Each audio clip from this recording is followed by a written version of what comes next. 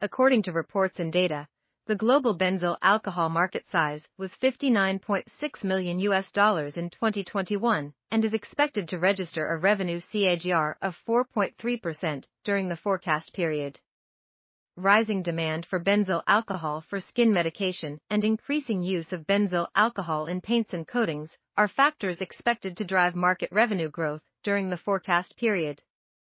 Increasing use of benzyl alcohol in hair care products and rising use of benzyl alcohol as an antimicrobial preservative are other factors expected to boost market revenue growth during the forecast period. Rising use of benzyl alcohol in cosmetics and personal care products due to its mild scent and texture is also driving the revenue growth of the benzyl alcohol market.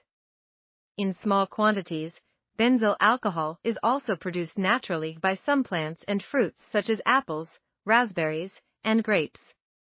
The increased use of benzyl alcohol in fragrances, body mist, and deodorants with high concentrations is increasing its demand.